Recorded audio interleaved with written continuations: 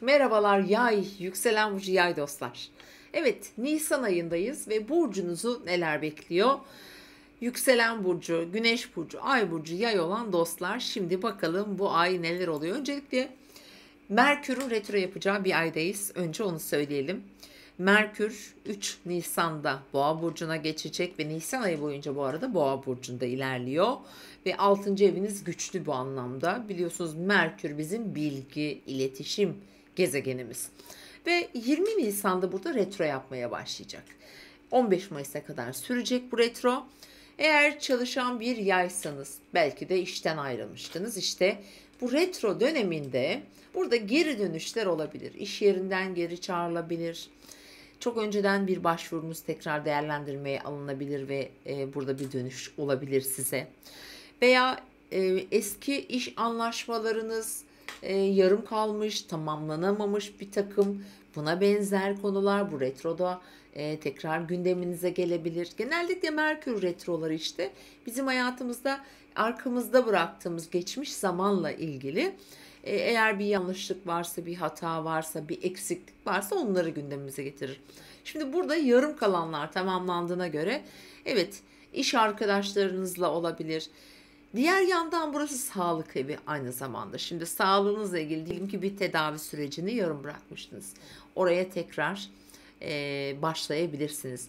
Mesela bir spor yapıyordunuz diyelim ki bıraktınız, ona tekrar başlayabilirsiniz.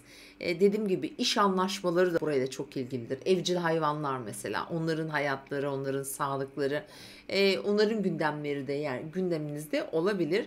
6. eviniz yani yoğun.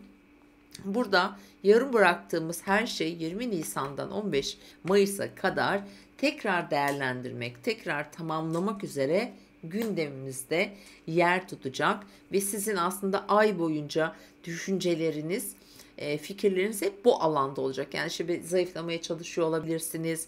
İşle ilgili, ekiple ilgili veya yanınızda çalışan insanlar vardır. Onlarla ilgili veya onların yaşamlarıyla ilgili aslında burada sürprizler de olacak.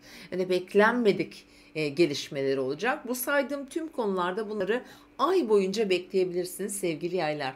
Şimdi diğer yandan 6 Nisan'da Terazi burcunun 16 derecesinde bir dolunayımız var. Bu dolunay önemli bir dolunay. İlişkileri aslında işaret eden bir dolunay ve sizin için sosyal ilişkilerinizi gündeminize getirecek. Çünkü 11. evinizde Venüs tarafından yönetiliyor. Venüs o anda 6. evinizde sizin Boğa burcunda bu arada ve güçlü bir yerleşimde. Aslında sizin ilişkilerinizi de bence gündemimize getirecektir. Hatta böyle yeni tanışmalar, belki de bir davet, bir topluluk var ve oraya gideceksiniz. Orada dikkat çekebilirsiniz mesela. Bir birlikte ekip çalışması yapabilirsiniz. Sosyal mesela projelere katılabilirsiniz. Davetler, düğünler, yemekler gibi toplantılar mesela iş davetleri olabilir. Bu alanlarda boy göstereceğiniz, öne çıkacağınız ve fark edileceğiniz bir süreçtesiniz. Bu tüm hayatınızdaki ilişkilerinize bence olumlu yansıyacak sevgili yaylar. Şimdi diğer yandan Jüpiter, Güneş, Şiron hepsi kavuşumda başka şanslar da getirebilir bu sevgili yaylar size. Çünkü gökyüzü bu ay sizi destekliyor. Ateş elementlerini destekliyor. Güneş'in, Jüpiter'in birlikte olduğu bir ayda tabii biraz şanslı kılıyor sizi. Mesela para yönünden de şanslı olabilirsiniz finansal konularda ki özellikle 10 Nisan mesela 12-13 Nisan arası burası daha güçlüdür. Yalnız 14-19 Nisan aralığında şimdi Satürn'ün Venüs'te bir karesi olacak. Bu arada Venüs 6 Nisan'da İkizler Burcu'na geçiyor. İlişkiler evinize geçecek. Bu tarihleri biraz ilişkiler bakımından dikkat etmenizi tavsiye ederim. Şimdi 20 Nisan'a geldik. Yılın en önemli güneş tutulması 29 derece Koç burcunda. Tüm dünya için, ülkemiz için önemli olduğu kadar sizin için de önemli ama sizin için iyi çalışacak, böyle çok kadersel insanları hayatınıza getireceğini söyleyebilirim. Bunlar önce oradan başlayalım. Aşk bekleyen yaylar. İlişkileri çok hareketlendirecek bir dönem. İlişki yaşama potansiyellerini yükseltecek. Dediğim gibi fark edileceksiniz. Bunlar aslında Özel hayatta işte flörtlerle de ilgilidir, aşk hayatıyla da ilgilidir ama iş hayatını da ilgilendirebilecek durumlar olabilir. Sadece böyle bakmamak gerekiyor. Ama aşk kapıyı çalar birçok yay için. Onu söyleyebilirim. Diğer yandan burası yaratıcılıkla, sanatla ve çocuklarla ilgili bir alan sizin için. Dolayısıyla burada sürpriz çocuk haberleri, gebelikler beklenebilir açıkçası. Hatta bazı yaylar için bu çok sevindirici olacaktır. Yani ateş elementlerini gerçekten destekleyen bir gökyüzü olduğu için sizin çocuklarınız da olabilir.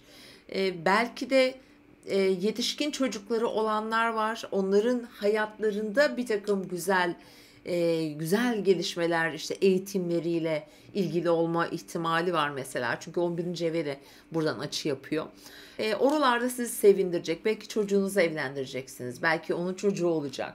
Böyle gibi konular. Şimdi diğer yandan önemli bir tarafı daha var bu tutulmanın ki bu finansal yapılandırmaları da çok ilgilendiriyor. Yani mesela borsa, altın, yine o piyasalar gibi alanda eğer ilgilenen bir yaysanız, yani burada bazı kazançlar getirme olasılığını da söyleyebilirim ki, ama burada tabii ki doğum haritası, doğum yılı, sizin haritanızın aldığı etkilerle bunlar değişir. Bunlar genel yorumlar çünkü. Onu bir daha burada hatırlatmak istiyorum ki bunu her burcu aslında hatırlatıyorum.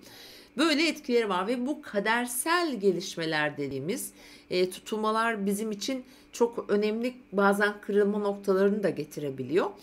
Ve bunun bir benzeri 2005 yılında yaşanmış bu tutulmanın, yine o yıllara hani dönebilirseniz eğer benzer konuları hayatınıza getirebileceğini söyleyebilirim.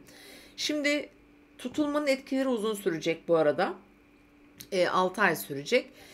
Bizim için 7 Mayıs'tan itibaren de şimdi Venüs, biraz önce dediğim gibi İkizler Burcu'na geçecek. Yani sizin ilişkiler evinizde bir Venüs ilerlemeye başlayacak.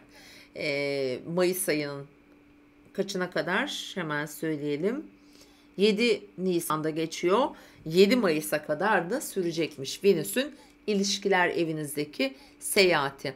Bu aslında bir ortak iş getirebilir, bir evlilik gündeme getirebilir, bir evlilik teklifi getirebilir. Çünkü Satürn'le de bağlantısı olan bir durumu olacak burada. Evet, kareleyecek ama sonuç olarak Satürn bir sorumluluk getirir ya. Mesela mevcut ilişkide böyle bir karar verilebilir. Bu iş ilişkisi de olma ihtimali var ama dediğim gibi bir partner, bir evlilik söz konusu da olabilir. Ama diyelim ki bunların hiçbirisi hayatınızda yok. O zaman eşiniz, hayat arkadaşınız, onun hayatında bir gelişme, bir işle ilgili bir güzel gelişme olabilir, yeni bir bağlantı söz konusu olabilir. Yani o kadar fazla seçenek var ki burada, ama sonuç olarak siz yayları mutlu edecek, sevindirecek gelişmeler olacak. Şimdi bir diğer konu ne olabilir diye, tutulma 29 derecede Mars tarafından yönetiliyor. Mars Yengeç Burcu'nda sizin finansal yapıları ilgilendiren alanda. Yani burası mesela bankadır, kredidir, borçtur, faizdir, emekliliktir, eşin parasıdır, ortağın parasıdır, ortak paylaşılan her şeyle ilgilidir. Dolayısıyla burası da çalışacak. Yani tutulmanın etkileri size burada dönebilir. Dediğim gibi ucu paraya dayanan bir takım konular hayatınıza gelebilir sevgili yaylar. Doğum haritanıza bakmanızı dilerim. Bu tutulma hayatınızı dönüştürecek, güzel enerjiler katacak, sizi mutlu edecek, gerçekten hayatınızı da hareketlendirecek gündemler size getirecek, belki de seyahat ettirecek, taşındıracak bile olduğunu söyleyebilirim. Evet, izlediğiniz için teşekkür ediyorum. Güzel bir ay geçirmenizi dilerim. Hoşça kalın.